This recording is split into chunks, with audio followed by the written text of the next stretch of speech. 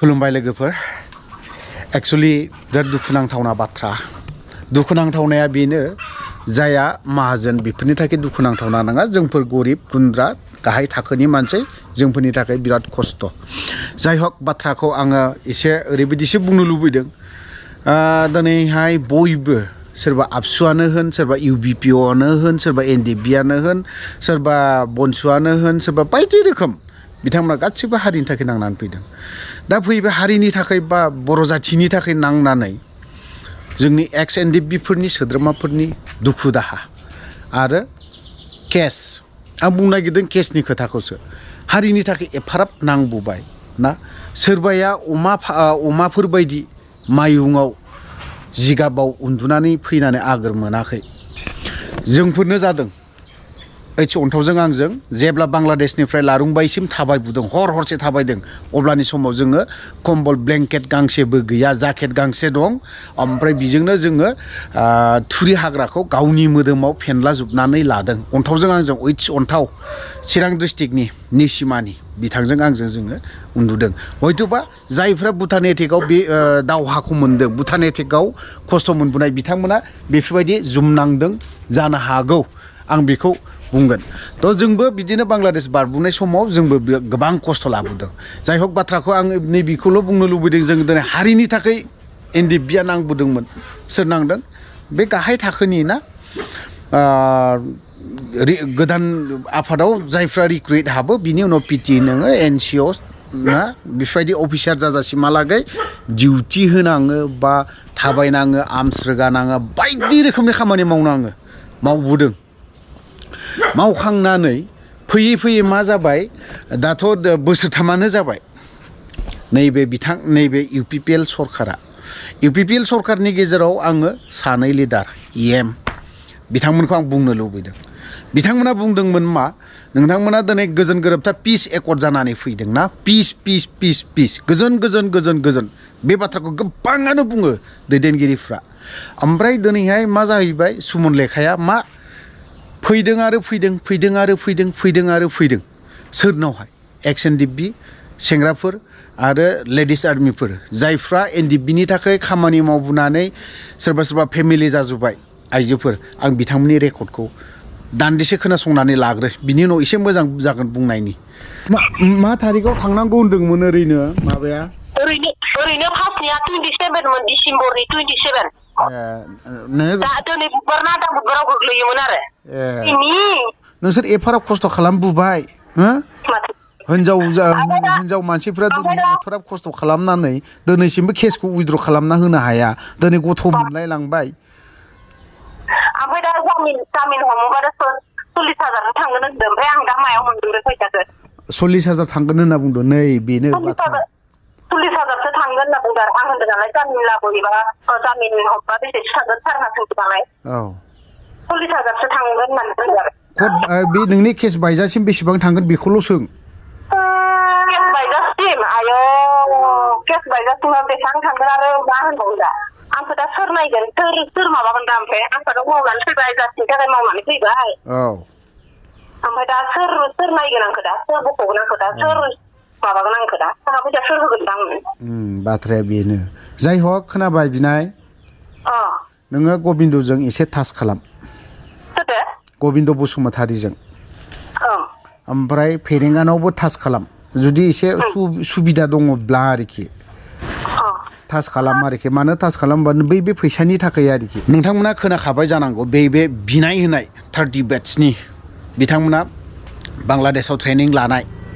बिनि उनावहाय ट्रेनिं लाखांनानै फैखांनानै दिनैहाय हारिनि बर' जाथिनिनो बिराद खामानि मावबोबाय 2009निनो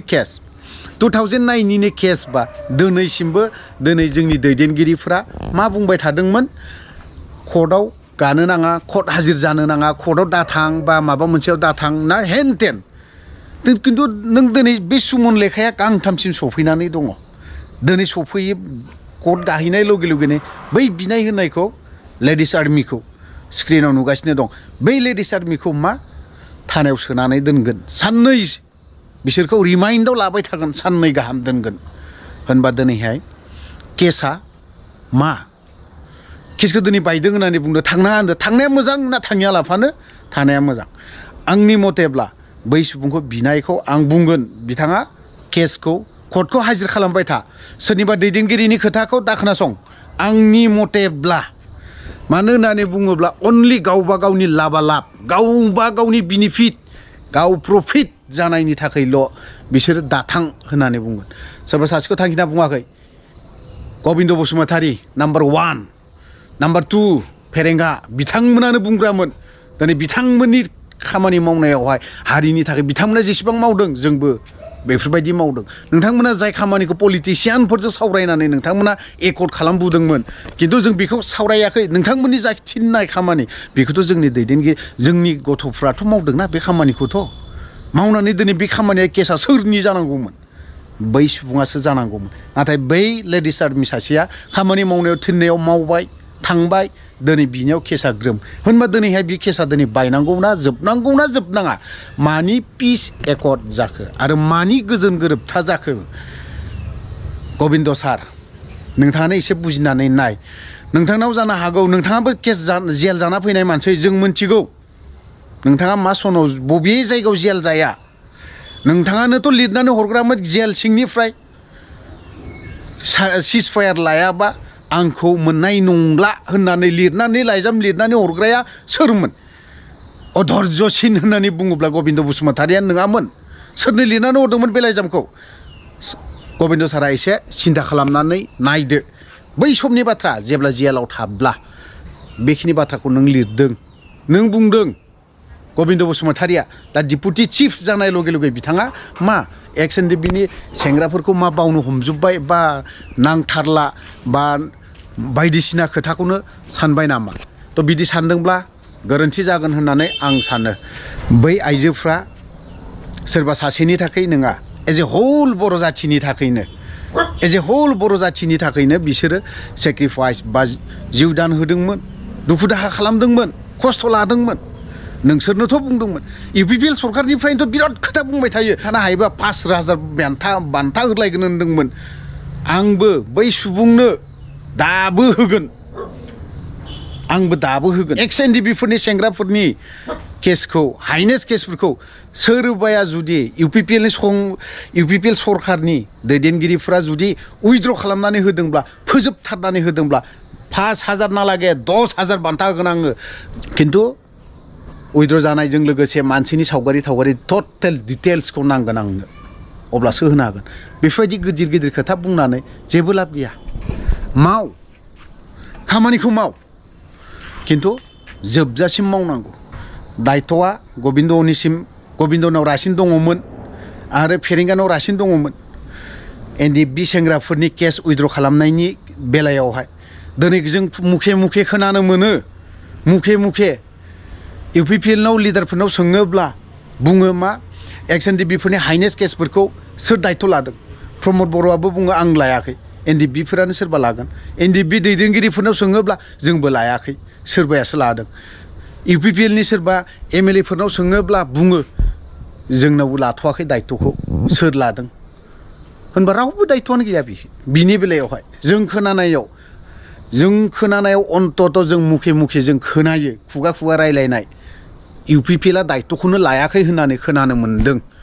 बेखौ सोरबा सासे इउपिपिएलनि थिफुदलाफ्रा गिदिर बाथ्रा बुंगोन जेबो लाब गैया लाजिनानै दिनै बोसोरथामा कन्टिनिउ जालांबाय बोसोरथाम कमप्लिट जाबाय रानिं दा 4 बोसोराव हाबगासिनो दङ बिदियाव रागा जोङा सोर रागा जोंगोन बोसोरसेखौ जों नेबाय बोसोरनैखौबो जों नेबाय बोसोरथामावथ' हाइनेस केसफोराथ' एसेब्लाबो सोरबा सासेनि उइथड्र जाथारनांगौ सोरबा सासेनि एनआइए केस नांनायाथ' ओंखारथारनांगौना माथो दासिमबो बोसोरथामावलाय सासेबो ओंखारनायखौनो नुवा सासेबो हाइनेस केसखौनो जोबनायखौनो खोनाया माथो जायफ्रा नन हाइनेस केस फोजोबनाय बेखौ बड'लेण्ड रादाब बिराद गिदिर इसु खालामदोंमोन दा मानो दामनो हायाखै बड'लेण्ड बुब्लि आरो रादाबफ्राबोलाय बेफोरखौ मानो दामनो हायाखै बहा थादों माखौ नायदों माबे निउसखौ दामबाय थादों दिनै एनडिएफबिनि सोद्रोमाफोरनि केसफोरखौ जुदि फोजोबनो हायाब्ला मानि पिस जाखो मानि गोजोन जाखो बेफोरखौ बुंगोन नामा पिस बोसोरनैयाव इउपिपिएल गभर्नमेन्टआ मा मावगोन रायजोनि मावगोन ना NDFB फोरनि केस उइथड्र खालामनायनि खामानिखौ मावगोन ना एक्स NDFB फोरनि जायफ्रा NIA केस नांनानै थानाय बेखौ मावगोन सिन्था खालामनानै नायदो इउपिपिएल सरकारा आं बेखौ बुंगोन प्रमद बर' साराबो एसे सिन्था खालामनानै नाय दा बोसोरथामा कमप्लिट जालांबाय बोसोरनैल'सै नोंसोरनि आखायाव बे बोसोरनैनि गेजेराव हाइनेस केस आरो लोगोसे नैबे NIA केस नांनानै थानाय बिथांमोननि सायाव मा राहा लामा लादों बेखौ जों समासो खोन्थागोन आरो समासो थिनगोन जायफ्रा एक्स NDFB हाइनेस केस दङ बिथांमोनखौ आं खावलायगोन नोंथांमोना कर्टखौ गानायखौ दा खम दा खालाम जेब्लानो कर्टनि डेट जायो अब्लानो गाहै सोरबा सरकारनि सायाव सोरनिबा माबानि सायाव सोनारनानै जेबो लाब गैया जेब्ला सुमन लेखा फैगोन अब्लाना खस्थ'आ नों आङानो मोनगोन खारन नों आङा दिनैहाय थाइसेबो फैसा गैया जानो थाखाय जोंहा फैसा गैया थाइसेबो माजों जागोन जों माजों मागोन दिनै जाबा जों गाबोननि खोथाखौ जों साननो गोनां बे खोथाया बे बुस्थुआ मेघालयआवसो दङमोन मेघालयआवसो सोलियोमोन गार'फोरनाव सोलियोमोन बेफोरबायदिया दिनै जाबा गाबोननि थाखाय साननो गोनाङा खिन्थु जोंनियावनो गोग्लैफिनजोबदों बेफोरो दा पिस एकर्डनि गेजेरजों जोङो दा मा मोनदों दिनै जाब्ला गाबोननि खोथाखौ जों साननो गोनां जादों बाथ्राखौ बारा गोलाव बुंनो सानाखै आङो आंनियाबो 19 तारिखआव नैबे बिनाय लेडिस आर्मि बिथांनि जाखिनि बाथ्रा बुंनाय नोंथांमोना एसेब्लाबो खोनाबाय बिनाया दा माजों केस फोजोबगोन दा केस फोजोबनो थाखायनो बिनाव थाइसेबो फैसा गैया जानानै दं होनबा दिनै सोरबा नैबे जाय खुंथायाव दङ बेफोरो हरगोन नामा थाइसे फैसा हरा बिसोरो थाइसे फैसा हरा बिसोर जिबनावबो हरग्रा मानसि नङा आरो जिबनावबो एक्स NDFB फोरखौ नायग्राबो नङा बिसोरो नायनायबो नङा जाय खुंथायावनो फैया मानो नायखाया ओंखायनो आं बुङो सोरबा सासे डिपार्टमेन्टआव सोरबा सरकारनियाव सोरबा लिडारनाव सोरबा माबा माबिफोरनाव सोनारनानै जेबो लाब गैया सिदानो हाजो कर्टनि डेट सफैयोब्ला थां